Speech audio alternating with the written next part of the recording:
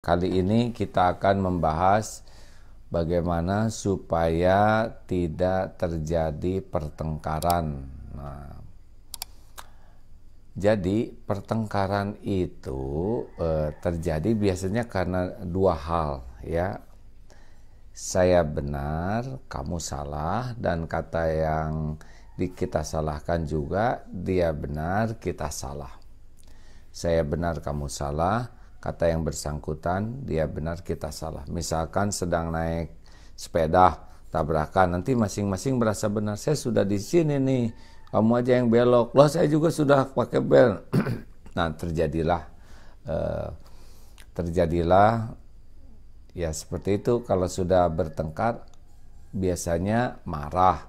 Kalau sudah marah itu biasanya lebih fokus kepada pembenaran daripada mencari kebenaran.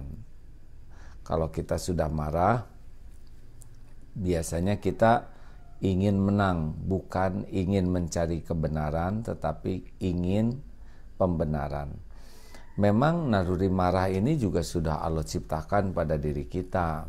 Marah itu tidak sepenuhnya terlarang, ya. Ada marah yang baik, ada marah yang tidak baik. Marah yang buruk itu marah yang niatnya salah, alasannya salah, caranya juga salah. Jadi hasilnya masalah. Tapi ada yang niatnya benar, alasannya benar, caranya benar, maka kemarahan seperti ini akan jadi kebaikan. Justru orang yang tidak punya rasa marah sama sekali itu tidak normal. Karena Rasulullah juga contoh teladan bagi kita, ada marahnya. Tapi marah Rasulullah itu alasannya benar, niatnya juga benar untuk memperbaiki dan dilakukan dengan cara yang benar. Dan hasilnya adalah kebaikan. Contoh Rasulullah waktu marah, ya diantaranya waktu perang Hunain, yang orang-orang mengatakan, wah Rasulullah kalau udah ketemu kaumnya, maksudnya orang Mekah kan diberi ghanimah sangat banyak, kuda, unta, karena mereka baru masuk Islam. Nah, orang-orang dari Madinah ada yang berkata, wah nggak adil lah, kurang lebih begitu. Dan Rasul sampai kepada Rasulullah, dan Rasulullah marah, dan marahnya begini, kalau Allah dan Rasulnya dianggap tidak adil, maka siapa lagi yang adil? Nah, mereka pulang membawa unta dan kambing, kalian pulang membawa Rasulullah. Aduh, itu langsung ya kebayang, nangis itu ya. Ya bayangkan yang di Mekah hanya pulang dengan kambing dan unta, sedangkan orang Madinah memang tidak membawa ghanimah yang banyak, tapi Rasulullah bersama mereka. Akhirnya luluh. Nah, inilah kemarahan yang baik yang bisa membuat luluh hati. Nah, sahabat-sahabat sekalian, jadi kita harus terlatih untuk bahwa di dalam bergaul dengan manusia itu ada 4 kuncinya, ya. Pertama, kita harus saya benar, boleh jadi yang lain juga benar, hanya kita belum bisa memahami kebenaran itu. Yang kedua, orang salah, tapi boleh jadi juga saya salah. Nah, keberanian dua hal ini akan membuat hati kita lebih lembut. Oh iya ya, oh iya ya. Kita misalkan memang benar, alasan kita benar. Tapi kan seperti melihat gajah. Kalau orang tidak melihat, ada yang matanya tertutup, misalkan ya saudara kita yang tidak, tanpa bermaksud merendahkan ini ya, memegang gajah itu kan bisa macam-macam. Ada yang megang ekor, megang perutnya, ada yang megang belalai, megang telinga, ada yang megang kaki. Nah, ini bisa beda pendapat.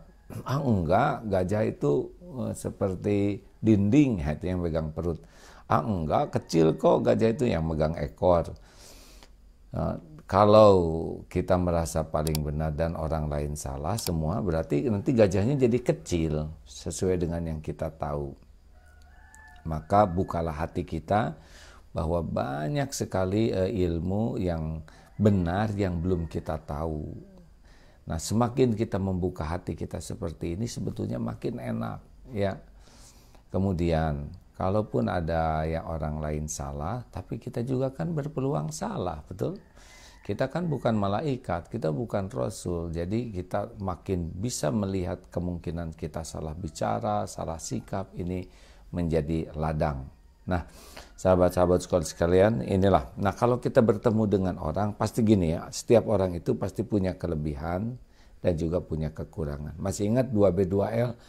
Kalau kita bertemu dengan siapapun, ya namanya manusia, B yang pertama adalah berani mengakui kelebihan, kebaikan, dan jasa orang tersebut. Jadi kalau kita ketemu orang, langsung aja di otak kita tuh, ini orang pasti punya kelebihan, punya kebaikan, dan kalau sudah berbuat sesuatu untuk kita, punya jasanya. Fokus ke sana, rasakan bedanya.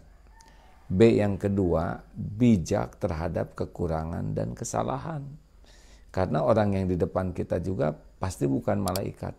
Ada kekurangan dan kesalahan. Dan kekurangan kesalahan orang lain harus jadi ladang amal bagi kita. Jadi kelebihannya menjadi ladang ilmu, ladang amal, peningkat kualitas kita. Kekurangan orang lain juga menjadi ladang amal bagi kita. Kita bisa belajar dari kesalahan orang, kita bisa memaafkan, kita bisa membantu orang memperbaiki diri, kita juga bisa mendoakan. Jadi kita ketemu dengan siapapun jadi kebaikan. 2B, 2L, berani mengakui kelebihan, kebaikan dan jasa orang. B yang kedua, bijak terhadap kekurangan dan kesalahan orang. L-nya adalah lupakan jasa dan kebaikan diri. Kita pasti berbuat baik karena bukan setan ya.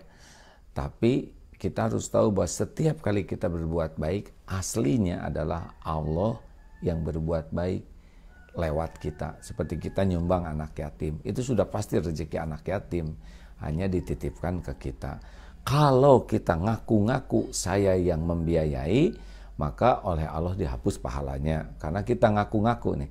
Tapi kalau kita hanya merasa ini adalah titipan Allah, aduh terima kasih ya Pak, alhamdulillah, semuanya juga dari Allah. Dan benar-benar di hati itu yakin bahwa sebetulnya ini udah rezeki dia nih, cuman Allah yang menitipkan ke kita. Nah, ketika kita tidak mengakui kebaikan kita, oleh Allah dicatatkan jadi amal kita. Itu sebetulnya di sanalah amal tuh ya.